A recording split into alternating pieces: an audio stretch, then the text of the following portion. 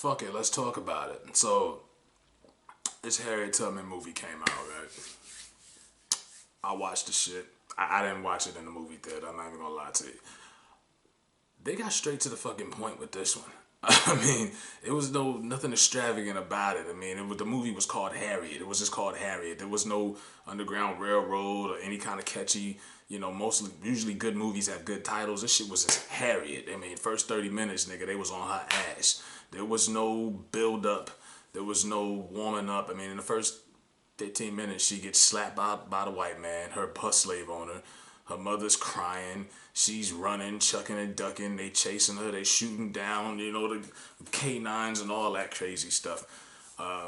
This movie only made 14 million projected first week with a $17 million budget. There's a major disconnect between us and wanting to support this movie, and I don't think it has anything to do with the we're tired of seeing slave movie, that narrative, because the last few slave movies outside of the Nat Turner story, which was pretty damn good by Nate Parker, they had to assassinate his character to get us not to support the rebel and the hero that was Nat Turner. Django did 100 million first week, and they won an Oscar for that. 12 Years a Slave, they got an Oscar for that. That did 40 million. So it's been proven that people still watch these fucking films. I mean, the Roots remake a couple years ago was successful.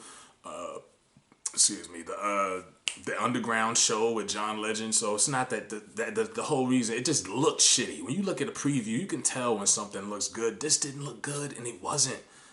It wasn't good. You had British actors playing slave owners, and the British girl who plays Harriet. Harriet Tubman was a strong sister soldier type of woman. This girl in this movie had them buck eyes. She looked scared and shit the whole time. I just wasn't really buying her as Harriet Tubman. And the thing that really bothered me the most about this film is, once again, they pushed this evil black man agenda, where the main antagonist in a slave film, never seen no shit like this in my life, the main antagonist, the villain, is a black man. A black slave catcher. Are you fucking kidding me? Bigger Long was his name. Omar Dorsey plays he's an actor. Omar Dorsey should be a fucking shame of himself. I would have ripped that script in the fucking trash if Hollywood or my agent gave me that shit. As a black man, I'm not playing no fucking black slave catcher. They should be ashamed of themselves for participating in that. I'm not gonna knock Hollywood, because Hollywood don't give a fuck about our history. They get white people to write and talk about our history all the time, and they fuck it up, and we allow them to, and some of us are dumb enough and blind enough to support this shit. Michael Eric Dyson was telling people they need to go see this. I'm like, what? Educated black man like him, Dr. Lamont Hill, oh, y'all really need to see that. No, you don't. You're not missing anything. She ran the end. And that's with all due respect to Harriet Tubman. Her story could have been told better than this. There was no black slave catchers in the 1850s. There was never a black slave catcher, ever. I know my history. I've read, I've seen docs. There's no black slave catchers. That was some made up Hollywood shit. And they thought that was going to be okay. Now, in the movie, it's two of them originally. A younger one, and then you got Bigger Long. The younger one was his partner, but when he seen Harriet and the slaves crossing the river, it encouraged him, and he thought it was the craziest, dopest thing he ever seen. And then he went back to the force and told them he lost him. They kicked him in the face. They disbarred him from the hunt. He ends up helping them later on in the movie and joining the Underground Railroad Express thing. But no, yeah, the main antagonist was a black man playing a slave catcher. I was like, wow, Hollywood just butchered Harriet Tubman's legacy and her whole life story. And think about it. I'm 29. I know the histories. People before my generation know it better than I do. What if you're 10, 11, 12 years old watching this for the first time and you don't know, because they don't really talk about slavery that much in today's school system? You're going to probably think, oh, it was black slave catchers. No, the fuck it wasn't. Stop lying to the youth, man. Stop lying to the youth. Like, seriously. They should be ashamed of themselves. And slavery is something that America likes to sweep under the rug like it never happened. Like it didn't build the country, but they only talk about it when there's money to be made.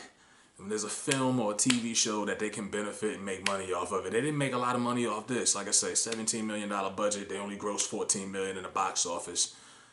Kind of seen that coming. Lack of star power. It looked weak, and it was weak.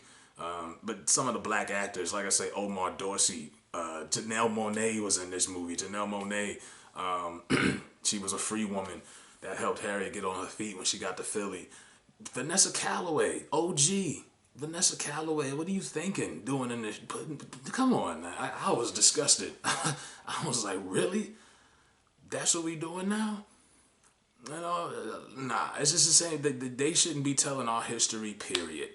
You know, it's just like I never seen the Tupac movie because I was like, when I found out two old middle-aged white guys was doing the script, I was like, nah, I'm good. I'm not gonna, because they would never let us tell their legends stories. You know, so we gonna I'm not gonna support that. And this one right here, I seen this on the Fire Stick. I ain't gonna lie, I didn't go pay it. I wouldn't have paid my $12.50 if I would have paid $12.50 to see this. And I seen that black slave catcher, I would have walked the fuck out the theater, straight up and down. Stop lying. It's okay when you see these movies, it's loosely based, because it's a couple of other things in this film that's not quite accurate, but that was way left field, nigga. That was move it on your left. Like, what are y'all doing? Y'all are bugging. You know, I give this movie a half a star out of 5. It sucked.